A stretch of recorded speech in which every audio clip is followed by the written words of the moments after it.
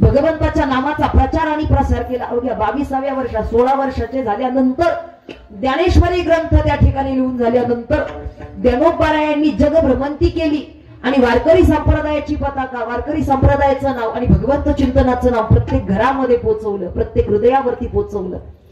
आणि हे कार्य आहे संतांचं, कारण संतांच्या जीवनाचं हे प्रयोजन ठरलेलं आहे.